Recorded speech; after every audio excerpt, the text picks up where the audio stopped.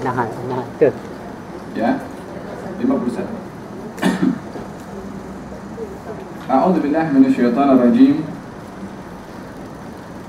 Wa qala Allahu la tattakhidhu ilahayn itsnain innama huwa ilahu wahidun fa iyaya farhabun. Walahu ma fis samawati wal ardi walahud dinu wasiba. Afa ghairallahi tattaqun? Wa ma bikum min ni'matin faminallah. Thumma idza massakumud durru fa ilayhi taj'arun. Thumma idza kashafa ad-durru 'ankum idza fariqum minkum bi rabbihim yushrikun. Liyakfuru bima atainahum fatamatta'u fasawfa ta'lamun. Allah berfirman, janganlah kamu menyembah dua Tuhan. Sesungguhnya dialah Tuhan yang Maha Esa. Maka hendaklah kepadaku sahaja kamu takut, dan kepunyaannya lah atau milik Allah sahaja segala apa yang ada di langit dan di bumi, dan untuknya lah ketaatan itu selama-lamanya. Maka mengapa kamu bertakwa kepada selain Allah? Kenapa kamu takut selain Allah? Dan apa saja nikmat yang ada pada kamu, maka daripada Allah lah datangnya. Dan apabila kamu ditimpa oleh kemudaratan, maka hanya kepadanya kamu meminta pertolongan. Kemudian apabila dia telah menghilangkan kemudaratan itu daripada kamu, tiba-tiba sebahagian daripada kamu mempersekutukan Tuhannya dengan yang lain,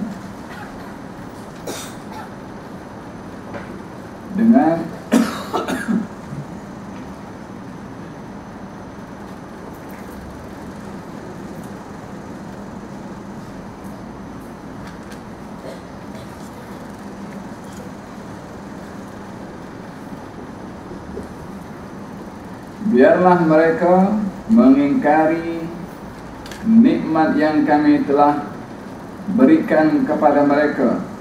Bersenang-senanglah kamu, kelak kamu akan mengetahui akibatnya.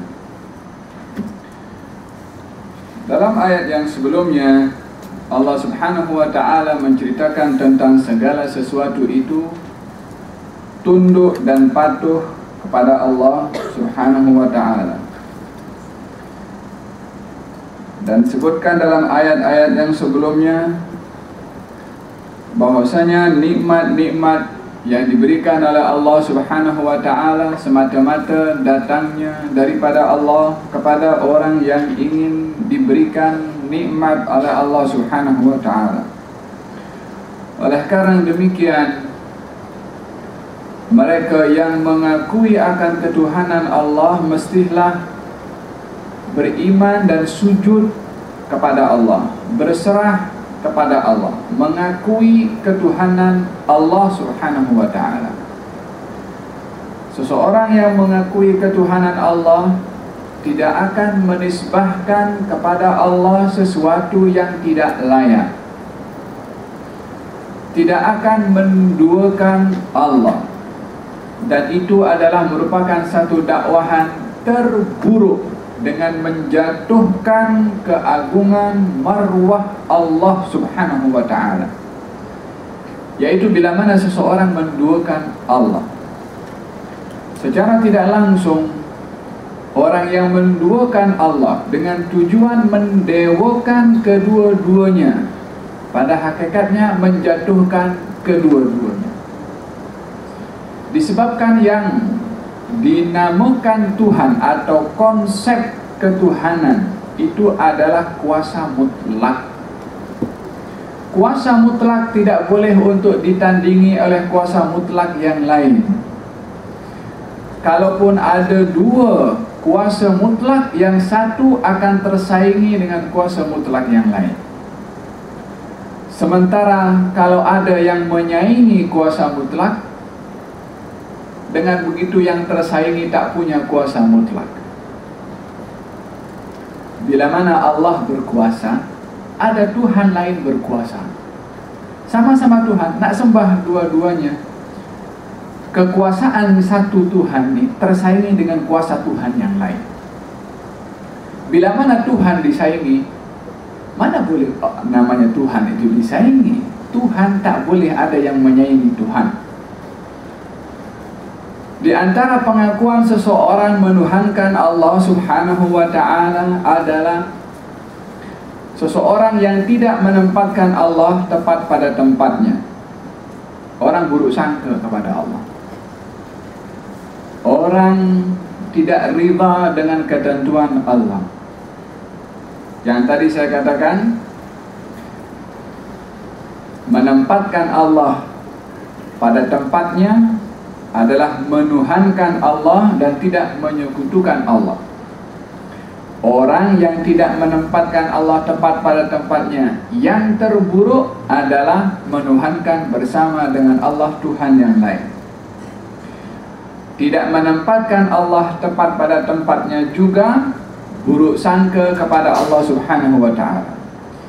Tidak menempatkan Allah tepat pada tempatnya juga tidak rida dengan pemberian dan ketentuan qada qadarnya Allah Subhanahu wa ta'ala. Jadi tidak semua orang yang tidak menempatkan Allah tepat pada tempatnya itu adalah syirik.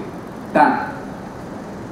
Ada orang tak menempatkan Allah pada tempatnya, dosa besar. Ada orang tak menempatkan Allah tepat pada tempatnya, syirik. Siapa yang dosa besar? Orang yang buruk sangka kepada Allah. Siapa yang syirik? Orang yang menduakan Allah Subhanahu wa ta'ala atau menyembah bersama dengan Allah Tuhan yang lain. Oleh karena demikian, Allah berfirman di dalam Al-Quran dalam ayat yang ke-51, jangan kamu menjadikan bersama dengan Allah dua Tuhan. Jangan menjadikan dua Tuhan bersama dengan Allah. Dua saja tak boleh, apatah lagi 3, 4, 5. Apatah lagi macam orang Quraisy menjadikan 360 berhala mempunyai kuasa Tuhan. Yang satu Tuhan hujan, yang satu Tuhan rezeki, yang satu Tuhan nak bermusafir. Itu orang-orang Quraisy. Yang satu Tuhan untuk berperang. Jadi kalau nak pergi berperang, pergi Tuhan yang bagi kekuatan menang dalam peperangan. Mohonlah dia buat doa, ya bagi menang. Kalau nak hujan, pergi Tuhan satu lagi. Maksudnya Tuhan perang tu tak boleh kasih turun hujan. Dia pergi Tuhan hujan. Kalau nak berperang, pergi Tuhan perang. Pasal apa? Tuhan hujan tak boleh kasih menang perang. Dan dalam hal ini mereka create satu satu ideologi yang tak masuk akal, tapi dimasukkan akal. Ini bagaimana manusia merosakkan cara akal ini berpikir. Di saat dirinya tak sedar, rosakkan akal pikirannya sendiri. Ada Tuhan untuk bermusafir. Kalau nak bermusafir, hari apa yang elok? Nak musafir hari ini elok atau tak elok? Datang kepada satu Tuhan. Nak minta rezeki, pergi Tuhan yang lain. Macam tu. Makanya ketika baginda Rasulullah datang dan mengajak mereka menyembah satu Tuhan, apa kata mereka? Adakah kamu nak jadikan Tuhan-Tuhan ini semua menjadi satu?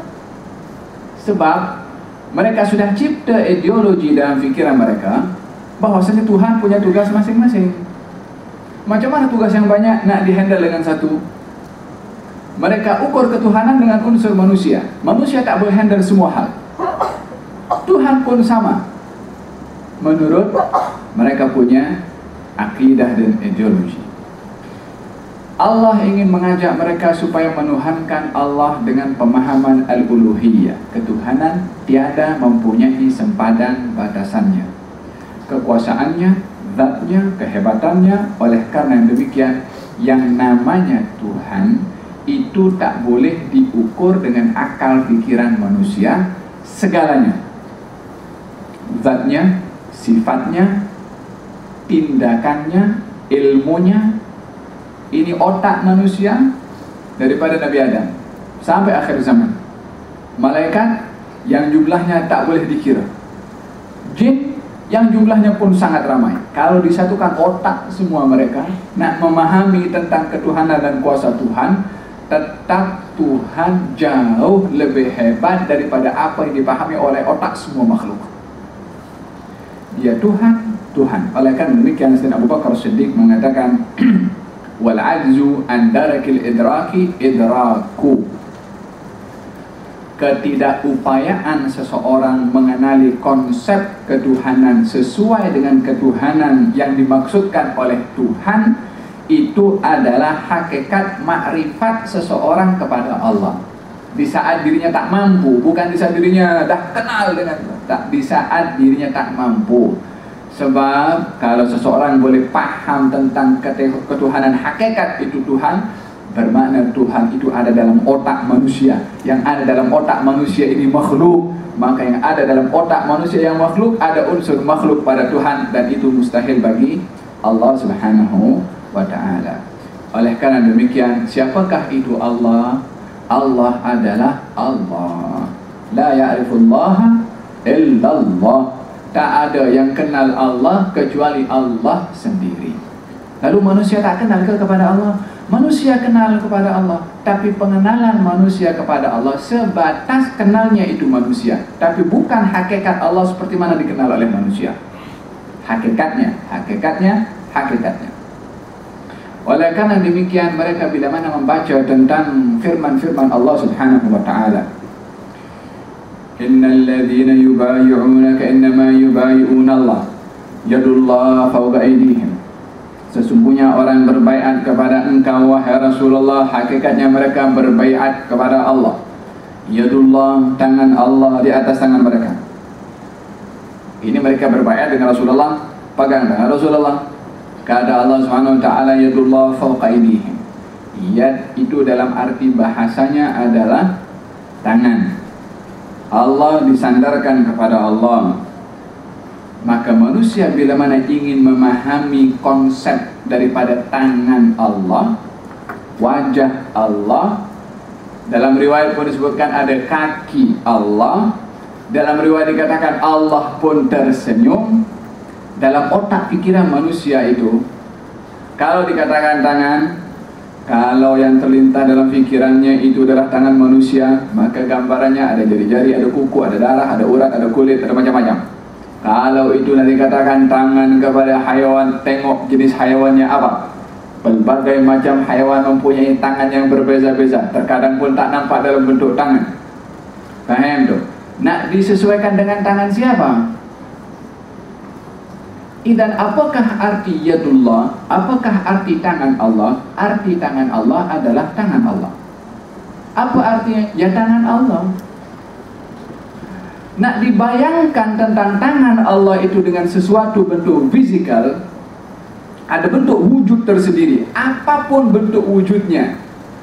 Yang kita bayangkan wujud tangan pada Allah, anggota tangan pada Allah, walaupun kita tak tahu kaifnya, bentuknya macam mana. Sebagaimana saya katakan, tangan itu pada manusia macam ni, tangan pada haiwan lain, tangan pada jin, Allahu a'lam, saya tak pernah tengok tangan jin pun. Tangan yang ada pada makhluk ada bentuk yang bermacam-macam. Lalu tangan kepada Allah, kalau kita nak bayangkan dalam otak itu, Allah ada tangan, tapi tangannya macam mana? Allahu a'lam. Berarti ada anggota tangan kepada Allah Subhanahu wa ta'ala. Nak membayangkan tentang keberadaan bentuk tangan pada Allah, itu adalah kita meletakkan unsur makhluk pada Allah, sebab kita bayangkan ada anggota pada Allah Subhanahu, anggota tangan pada Allah Subhanahu wa ta'ala. Demikian juga kaki, demikian juga dalam hadis Nabi sallallahu alaihi wasallam, Sayyidina Ali bin Abi Thalib ketika berjalan lalu baca doa syafaat. Lepas tu Rabbi inni zalamtu nafsi faghfir li fa innahu la yaghfiru dzunuba illa anta. Kemudian senyum. Kata sahabat mengatakan, ya Ali, kenapa kamu senyum? Kata Sayyidina Ali, aku pun pernah tanya soalan itu kepada Nabi. Sebab Nabi ketika safar baca doa itu Nabi senyum. Nabi pun beritahu, ya aku melihat aku mendengar daripada Jibril kalau Allah pun tersenyum bila mana melihat kepada hamba yang bermusafir membaca doa tersebut, yang isi kandungan doa itu adalah Allah subhanahu wa ta'ala tersenyum disebabkan oleh karena hamba itu mengakui tiada Tuhan selain Allah dan tiada yang berhak mengampunkan dosa hamba itu kecuali Allah. Maka Allah pun tersenyum. Bagaimana senyumnya? Adakah ada bibirnya, ada giginya? Entah. Bayangan dalam otak manusia ini yang ada khayal, apapun khayalnya, walaupun tak masuk di akal, itu khayal makhluk. Sebab ada dalam otak. Yang ada dalam otak ini walaupun tak wujud, tapi tetap makhluk. Tak boleh menisbahkan kepada Allah subhanahu wa ta'ala sedikit pun unsur makhluk walaupun khayal. Oleh karena itu, Sayyidina Abu Bakar Siddiq mengatakan, la ya'rifullah illallah. Tak ada yang kenal Allah hakikat zatnya kecuali Allah subhanahu wa ta'ala. Dan jangan kamu jadikan, dalam ayat yang ke-50, satu, jangan kamu menyembah dua Tuhan. La tattakhidhu. Saya ingat mungkin lebih tepat la tattakhidhu itu menjadikan, ya. Diartikan di sini menyembah, menjadikan. Apa perbezaan menjadikan dua Tuhan dan menyembah dua Tuhan? Dalam arti bahasa atau penggunaan bahasa itu adalah mesti tepat. La tattakhidhu, jangan kamu menjadikan dua Tuhan. Dengan jangan kamu menyembah dua Tuhan. Kalau menyembah, jangan, larangan menyembah, maknanya dua Tuhan itu dah ada tapi dilarang menyembahnya. Yang dilarang perbuatannya. Tapi kalau jangan menjadikan, apatah lagi menyembahnya. Tak boleh ada kita nak meyakini ada lebih daripada satu Tuhan, tak boleh, apatah lagi nak menyembah. Jadi ayat ini tak tahu yang pegang Quran terjemah apa terjemahannya di situ. Tattakhidhu, menjadikan. Jangan, saya punya Quran terjemahkan menyembah, tapi lebih tepat jangan kamu menjadikan dua Tuhan. Innama huwa, sesungguhnya Dia Tuhan yang Maha Esa, maka hendaklah kepadaku saja kamu takut. Apa arti takut kepada Allah subhanahu wa ta'ala? Orang yang takut kepada sesuatu, dia akan lari daripada sesuatu yang ia takut. Tapi orang yang takut kepada Allah, dia akan lari kepada zat yang ia takut kepadanya. Itu perbezaan takut kepada Tuhan dan takut kepada makhluk. Oleh karena demikian, Allah subhanahu wa ta'ala berfirman, fafirru ilallah, larilah kamu menuju Allah. Bukan larilah kamu daripada Allah. Lari kepada dengan lari daripada. Kalau lari kepada, menuju, datang terus. Kita takut kepada Allah subhanahu wa ta'ala. Nah, kamu takut daripada Allah itu pergi datang situ supaya kamu selamat. Tapi kalau kamu takut kepada Allah, lari daripada Allah, lagi cepat hukuman Allah kepada kamu. Larilah kamu menuju Allah. Bersandarlah kamu kepada Allah. Memohonlah ampun kamu kepada Allah. Kesilapan yang kamu buat, minta diampunkan, dimaafkan oleh Allah. Demikian maksud daripada wa iyaya farhabun, dan hanya kepada Allah subhanahu wa ta'ala kita takut. Seorang yang takut kepada Allah akan takut kepadanya segala sesuatu. Yang tidak takut kepada Allah, dia akan takut kepada segala sesuatu. Yang takut kepada Allah, dia tak takut miskin. Yang takut kepada Allah, dia tak takut tak dapat kerja. Yang takut kepada Allah, dia tak takut kepada hantu. Yang takut kepada Allah, dia tak takut kepada siapapun juga. Tapi yang dia tak takut kepada Allah, dia takut miskin. Yang tak takut kepada Allah, dia takut kepada hantu. Yang tak takut kepada Allah macam-macam dihantui dengan perasaan-perasaan takut. Dan satu hari Sayyidina Abdullah bin Umar bin Khattab, setelah wafatnya Rasulullah SAW, dia berjalan bersama kafilah. Di dalam perjalanannya itu, di tengah-tengah padang pasir ada satu laluan yang di situ ada hayawan buas, dan ketika itu singa sedang melintasi laluan kaum muslimin. Daripada tempat jauh, singa itu duduk. Ini bukan singa kecil, singa padang pasir, bukan singa sirkus, bukan singa ompong ya. Maka kaum muslimin yang datang membawa kafilah takut nak meneruskan perjalanan karena daripada jauh pun nampak seekor singa sedang duduk. Kata Sayyidina Abdullah bin Umar mengatakan, kenapa kamu berhenti? Wahai sahabat Rasulullah, ada seekor singa di hadapan. Maka kata Sayyidina Abdullah bin Umar mengatakan, dia terus pergi, datang seorang diri pergi ke singa itu, pegang telinganya. Ya Abul Harith, itu singa pun diam. Ya Abul Harith, ini gelaran orang Arab kalau panggil singa, Abul Harith. Ya Abul Harith, kamu jangan mengganggu laluan kaum muslimin sementara mereka ingin meneruskan perjalanan mereka. Pergilah kamu, semoga Allah merahmati kamu. Singa itu pun pergi. Abdullah bin Umar pada balik. Kali ini tengok live, orang tengok semua. Ditanya kepada Abdullah bin Umar, kenapa kamu, macam mana kamu boleh menghadapi kepada singa seperti itu?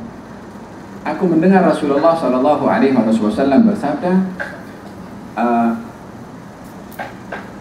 tidak ada seseorang, maksud hadisnya, tidak ada seseorang yang mempunyai perasaan takut kepada sesuatu kecuali Allah Subhanahu wa Ta'ala akan memberikan keberkesanan, ketakutan seseorang itu kepada sesuatu, untuk sesuatu itu boleh mendatangkan kesan karena takutnya orang yang takut kepada sesuatu itu.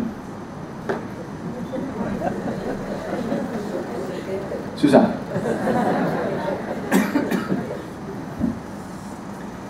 Yani perasaan takut yang ada pada seseorang kepada sesuatu. Lahirnya perasaan takut itu ada kepada diri kita lah. Kepada apa? Kepada sesuatu. Tak kira lah itu hayawan ke, atau jin ke, hantu ke, apa saja. Perasaan takut ini akan membuatkan sesuatu yang kita takut itu memang real, akan mendatangkan ketakutan kepada kita, mendatangkan kesan, tapi bukan karena sesuatu itu boleh menakutkan, pasal kita yang takut. Ini orang yang takut kepada hantu, orang yang takut kepada hantu, ada sikit klik bunyi kat malam-malam situ, esok dah entah apa nak buat. Nampak bayangan sikit, entah apa suara sikit, kucing mungkin serangga jalan, mungkin itu khayalan kita, tapi dah perasaan terobsesi dengan takut kepada hantu, segala sesuatu ditakwilkan dengan hantu. Anda yang bikin diri Anda sendiri takut, bukan di sini, sana, tempat lain sana. Tanamkan perasaan takut kepada Allah, akan takut kepada kita segala sesuatu. Tapi kalau kita takut kepada sesuatu apapun juga, sesuatu itu akan mendatangkan kesan karena takutnya kita. Man khafa Allah khafa anhu kullu syai'. Siapa yang takut kepada Allah akan takut kepadanya segala sesuatu. Dan ini berkenaan dengan masalah wa iyaya farhabun, dan kepada Allah sahajalah kamu takut. Yakni takut kepada Allah Subhanahu wa Ta'ala bermakna tidak takut kepada segala sesuatu. Segala sesuatu dimaksudkan bukan hanya bahaya yang boleh didatangkan oleh orang lain. Manusia memang, bukan manusia itu salah untuk punya perasaan takut. Tak. Nabi Musa pun pernah punya perasaan takut. Bukankah ketika disuruh oleh Allah berhadapan dengan Firaun, Nabi Musa berkata, saya takut Firaun melakukan satu tindakan. Perasaan takut ini adalah bukan perasaan takut zatnya Firaun itu, tapi akibat daripada tindakan Firaun itu yang mendatangkan kemudaratan. Itu yang dikhawatiri oleh Nabi Musa. Perasaan takut kepada sesuatu dengan tidak meletakkan bahwasanya sesuatu itu boleh mendatangkan keburukan adalah perkara yang biasa. Sebab kalau seseorang takut kepada sesuatu dan meyakinkan sesuatu itu boleh mendatangkan keburukan, di sini yang jadi problem. Sebab dia melepaskan hubungan dia untuk berlindung kepada Allah daripada sesuatu yang boleh mendatangkan kemudaratan. Oleh karena demikian, doa daripada Sayyidina Syekh Abu Bakar bin Salim mengatakan, Allah minni akhafu minka. Ya Allah, aku takut daripada ketentuan buruk yang datang daripadamu. Allah minni akhafu minka wa akhafu mimman la yakhafu minka. Dan saya takut kepada orang yang tak takut kepada engkau. Daripada keburukan yang boleh didatangkan daripada orang itu menyakiti kepada saya, memudaratkan kepada saya, tetapi saya berlindung kepadamu daripada bahaya orang itu. Bukan takut hanya takut yang melupakan kita kepada Allah. Takut kepada sesuatu wajar, kita takut kepada binatang buas wajar, tapi putus daripada perlindungan kepada Allah, daripada sesuatu yang kita takutkan, itu yang jadi problem. Jadi saya tak condemn orang takut kepada sesuatu, wajar punya perasaan takut, tapi putus daripada berlindung kepada Allah, daripada bahaya benda yang kita takutkan, itu yang jadi problem. Wa akhafu mimman la yakhafu minka. Allahumma bihaqqi man yakhafu minka najjina mimman la yakhafu minka. Ya Allah, dengan kehormatan yang takut kepada engkau, selamatkan aku daripada orang-orang yang tidak takut kepada engkau. Demikian doa Sayyidina Syekh Abu Bakar bin Salim. Paham perasaan takut tentang masalah takut ya? Bukan tak normal orang punya perasaan takut. Normal sangat orang punya perasaan takut. Nabi Musa pun dalam Al-Quran dinyatakan demikian, tapi tidak putus daripada memohon perlindungan kepada Allah daripada bahaya orang lain. Walahu ma fis samawati wal ardi walahu ad-dinu wasiba. Yang ke-52, dan kepunyaannya lah segala apa yang di langit dan segala apa yang di bumi, dan untuknya lah ketaatan itu selama-lamanya. Semua yang di langit, apa yang ada di langit, macam-macam ada di langit.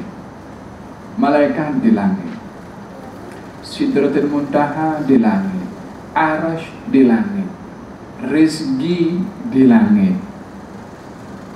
Wa fis sama'i rizqukum wa ma tu'adun. Dan di langitlah rezeki kamu dan apa yang Allah janjikan untuk kamu. Macam mana rezeki di langit? Ada rezeki daripada bumi? Iya kan?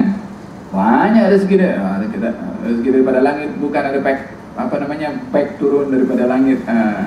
Kita dapat. Wa fis sama'i rizqukum.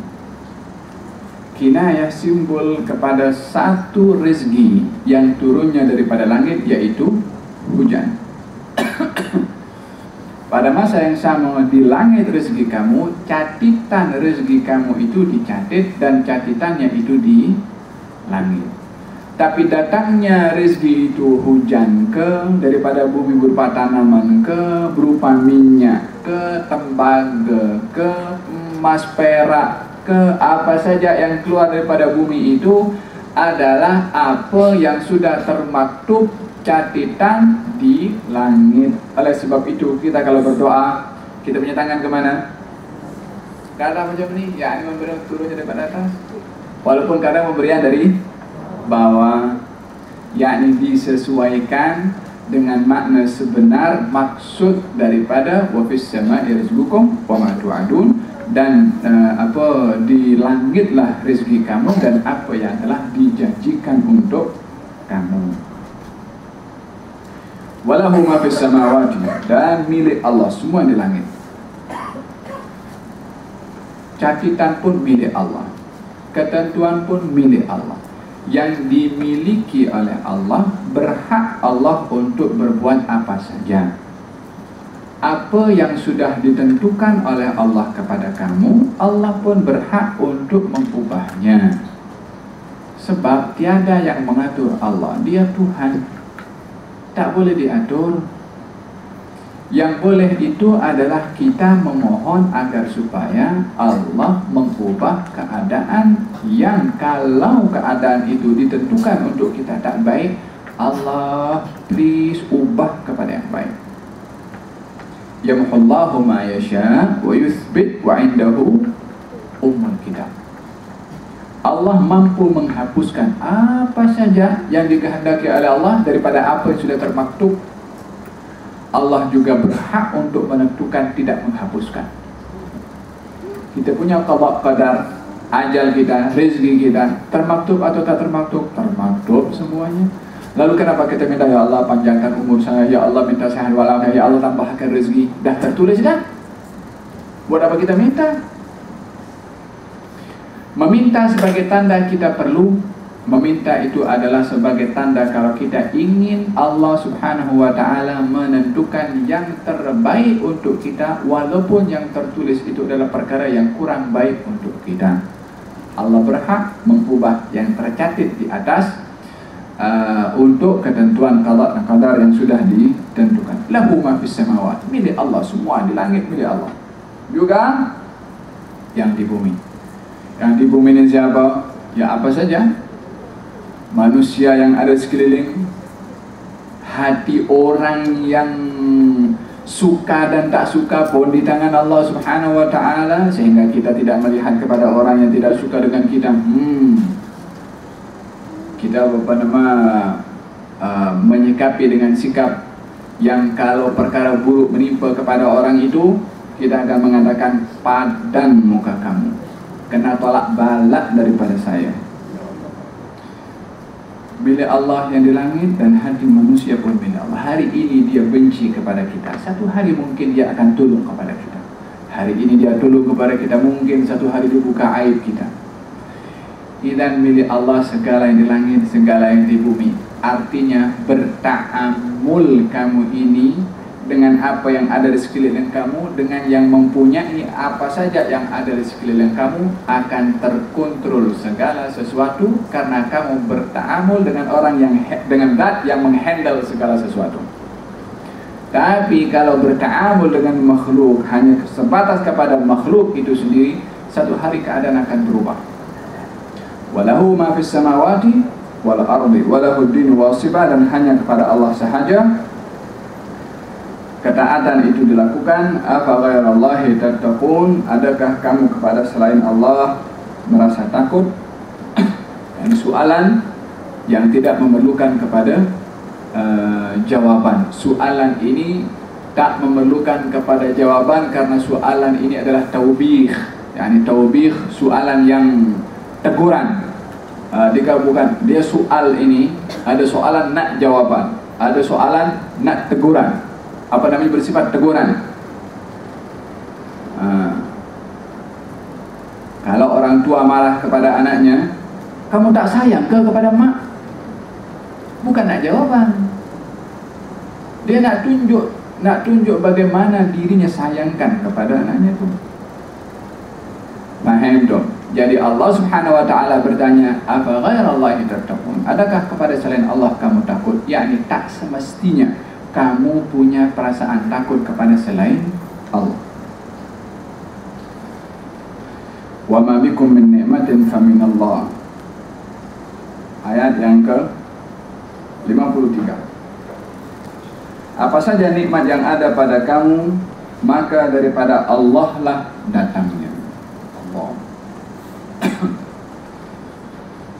Di dalam bahasa Arab itu ada kalimat yang dinamakan nakirah. dan ada nikmat dan ada kalimat yang dinamakan ma'rifah.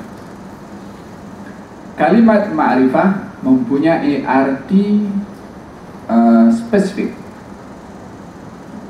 Kalimat nakirah mempunyai arti general. Apakah ma'rifat atau tanda ma'rifat dan apakah tanda nakirah? Kalimat yang tak mempunyai alif lam atau kalimat yang mempunyai tanwin an, in, un, itu kalimat nakirah, general, merangkumi segala sesuatu. Kalimat yang ada alif lam atau tak bertanwin disandarkan dengan kalimat yang lain, itu namanya nakirah, ma'rifah. Artinya merujuk kepada sesuatu yang tertentu, spesifik. Ketika Allah berbicara tentang nikmat, Allah menggunakan nakirah. Wa ma bikum min nikmatin, apa yang ada pada kamu daripada segala jenis nikmat. Mata ini saja, berapa nikmat yang ada pada mata. Seseorang kalau ada mata belum tentu boleh memandang, tapi orang punya mata tak boleh memandang lebih indah dan lebih cantik daripada orang yang sama sekali matanya tertutup, yang tutup macam tu.